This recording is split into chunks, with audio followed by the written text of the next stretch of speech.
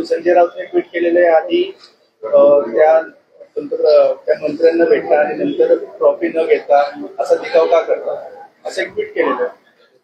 मला वाटतं या विषयापेक्षा महाराष्ट्रातली सध्याची पूर परिस्थिती आणि शेतकऱ्यांच्या वेदनेवर फुंकर घालणं हे जास्त गरजेचं आहे. त्यामुळे याविषयी फारसं भाष्य करणं मला उचित आता या क्षणाला वाटत. सर, मराठवाड्यात परिस्थिती भीषण आहे. सगळे लोक मदत करतात पीएम केअरला, सीएम केअरला, मात्र त्याच्यावरून सुद्धा राज्यात वाद दिसत आहेत, राजकारण होते. तुम्ही का वापरले नाही, आम्ही का वापरले नाही, याबद्दल नेमकी मदत मिळावी असं अपेक्षा आहे का केंद्राकडून, राज्याकडून, आणि लवकर मिळावी? नक्कीच केंद्र सरकारकडून भरीव अशी मदत येणं अपेक्षित आहे. माननीय मुख्यमंत्री महोदय पंतप्रधानांना भेटल्याचे व्हिज्युअल्स आपण पाहिले, पण त्यानंतर मात्र अजूनही मदतीच्या संदर्भातलं कुठले ठोस आश्वासन किंवा कुठली ठोस घोषणा ही अजून झाली. मी परवा सुद्धा पिंपरी चिंचवडमध्ये बोलताना एका गोष्टीवर वैषम्य व्यक्त केलं होतं, खेद व्यक्त केला होता. ते म्हणजे माननीय मुख्यमंत्री महोदयांच्या निवासस्थानाच्या बेडरूमसाठी आणि बेड मॅट्रेस आणि सोफा सेटसाठी जर 20,50,000 रुपयाचा तरतूद होते, त्यांच्या किचन शेडसाठी जर 19.5 लाख तरतूद होते, तर मग सर्वसामान्य शेतकऱ्यांची पहिली मदत जाहीर झाली ती अवघी 3,500 रुपयाची आहे. ज्यांचं शेत वाहून गेले, पिकं वाहून गेली, गुरढोरं वाहून गेली. त्यानंतर त्यांना ठोस मदतीची अपेक्षा आहे.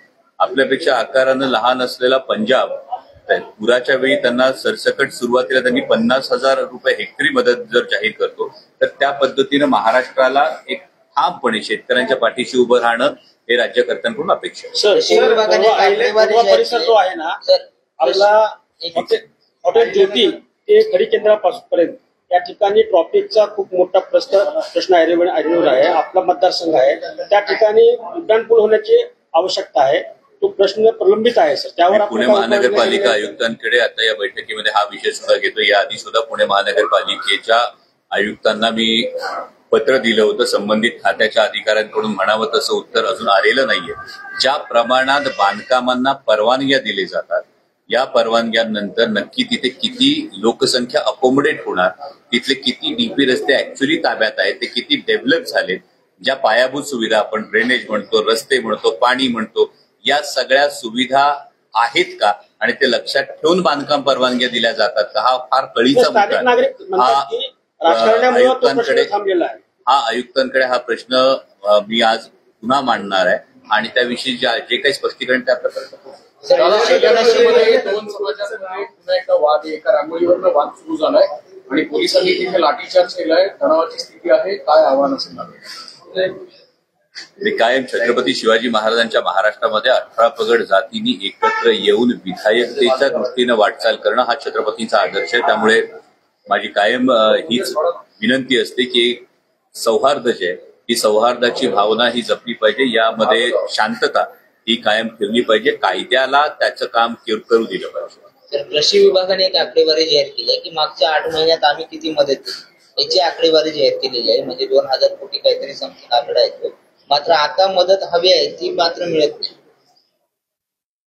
हीच तर अडचणीची परिस्थिती अशी आहे की आता शेतकऱ्याला तातडीची काय मदत हवी आहे, त्याला लॉंग टर्मची काय मदत हवी, या दोन्ही गोष्टी फार महत्वाच्या. म्हणजे पुराच्या पाण्यानंतर जी माती आहे, शेतातली मातीच वाहून गेल्यानंतर रब्बीची पुढची पेरणी कशी होणार, इथून तयारी आहे. आणि त्यामुळे इथून मागे काय मदत केली आणि ते आकडे तोंडावर फेकण्यापेक्षा आत्ता बळीराजाला ठामपणे आधार देण्याची गरज आहे आणि त्यासाठी नेमकं सरकार काय करतंय हे जाणून घेणं महाराष्ट्राला याचा उचित. दसरा मेळाव्यावरून भाजप टीका करते की शिवसेनेने त्यांचा दसरा मेळावा रद्द करावा. असे 4 मेळावे होतात राज्यात. तुम्हाला काय वाटते? हा त्या पक्षाचा अंतर्गत विषय आहे आणि त्या पक्षामध्ये भारतीय जनता पक्षाचं जी नेहमी नैतिकतेच्या ज्या गोष्टी भारतीय जनता पक्ष इतरांना शिकवू पाहतो, मला वाटतं की या त्यांचा अंतर्गत मामला आहे. त्यामुळे त्याविषयी वेगळं भाष्य करायची आवश्यकता आहे. पण दसऱ्या मेळाव्यावरून राजकारण केलं जाते का? कारण शिवसेना म्हणते मग तुम्ही संघाचा कार्यक्रम रद्द करा, संघ भाजप म्हणतो तुमचा कार्यक्रम. मी तुम्हाला तेच म्हणतोय की आत्ताच्या घडीला या सगळ्या राजकारणापेक्षा किंवा राजकारणाच्या संदर्भातल्या या विषयांपेक्षा महाराष्ट्राने ठामपणे जे मराठवाड्यामधले आपले शेतकरी बांधव आहेत, जे पूरग्रस्त आहेत, त्यांच्या पाठीशी उभं राहणं हीच एकमेव प्रायोरिटी ही असली पाहिजे. यापासून विषयांतर करण्यासाठी इतर कुठल्याही विषयांना आपण महत्व देऊ नये असं माझं मत. राज्यात 4 मेळावे होतात दसऱ्याचे, खर्च पण खूप मोठा असतो. 4 मेळाव्याचं जर बघितलं तर मराठवाड्यात सुद्धा 2 होतात, मुंबईतही 2 होतात. जर सगळेच खर्च टाळून त्याची सगळी मदत जर शेतकऱ्यांना केली तर कुठेतरी एक वेगळा मेसेज जाण्याची गरज वाटत नाही. नक्कीच त्याआधी कालच्या ज्या सामन्याचं आपण ही गोष्ट ही केली, या सामन्याच्या माध्यमातून काही चित्रपटगृहात सुद्धा मॅच दाखवली गेली. हा सगळा रेव्हेन्यू जो आहे, हा रेव्हेन्यू सुद्धा शेतकऱ्यांना आधी येऊ द्या ना, मग आपण इतर गोष्टींविषयी बोलू. ओला दुष्काळ जाहीर करावा अशी मागणी करत होते. मात्र भाजपचे प्रदेशाध्यक्षांना विचारला तर त्यांनी आज न बोलता निघून घ्यायची. ही दुर्दैवानं असंवेदनशीलता आहे. जर प्रदेशाध्यक्षांनी अशी कृती केली असेल तर ती असंवेदनशीलता आहे.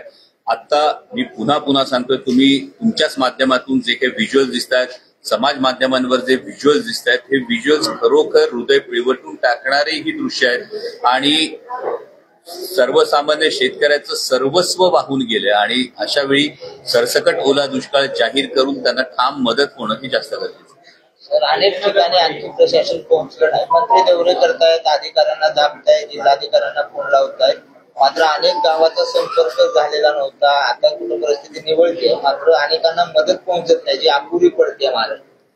त्यामुळे या दौऱ्यांपेक्षा जास्त महत्वाची गोष्ट ही मदत पोहोचणं आहे आणि ही मदत पोहोचण्याच्या दृष्टीनं आपत्कालीन जे काही कक्ष आहेत, या आपत्कालीन कक्षांचा जो लेखाजोखा आहे हा राज्याचे प्रमुख या नेत्यांना माननीय मुख्यमंत्री महोदय हे नक्कीच घेत असतील अशी माझी अपेक्षा आहे. अहिल्यानगर बाबतीत पुण्याच्या प्रतिक्रिया दिली तर सातत्याने अहिल्यानगरमध्ये अशा पद्धतीच्या लांबीयत एक निर्माण करणाऱ्या घटना घडत आहेत. 2 महिन्यापूर्वी सुद्धा अशी घटना घडली होती. आता परत ही घटना घडलेली आहे. ते जे स्थानिक आमदार आहेत ते याला जबाबदार आहे असं सातत्याने सांगितलं आणि भारताने या आता जी घटना घडली आहे अशी मागणी आहे.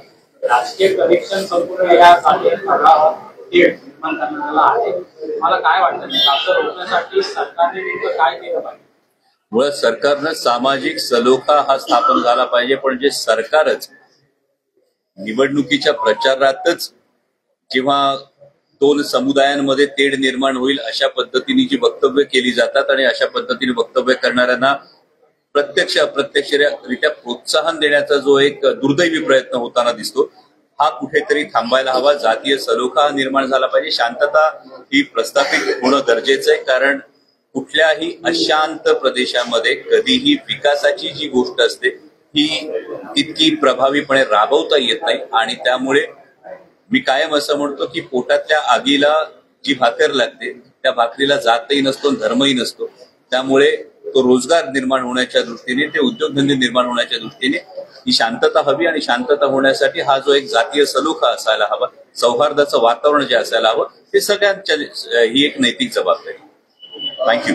लाडकी बहीण योजनेच्या संदर्भातला एक प्रश्न आहे. सगळ्या लाडकी बहीण योजनेचा लाभार्थी घेण्यासाठी ई-केवायसी मॅन्डेटरी केलंय.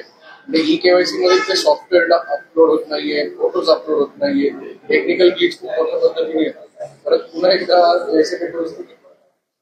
याविषयी मला वाटतं सरकारनं खरं तर स्पष्टीकरण दिलं पाहिजे, कारण सत्तेत आल्यानंतर ज्या योजनेला त्यांनी सगळ्यात जास्त महत्व किंवा सगळ्यात जास्त श्रेय ज्या योजनेला त्यांनी त्यांच्या भाषणांमधून जे आपल्या माध्यमातून दिलं, त्याच योजनेचा जर अशा पद्धतीनं अनेक अडचणी येत असतील तर त्या अडचणी तातडीनं दूर झाल्या पाहिजेत आणि ज्या लाडक्या बहिणीनं जे आश्वासन दिलेलं आहे ते आश्वासन सरकारनं पूर्ण केलं पाहिजे. एबीपी माझा, उघडा डोळे बघा नीट.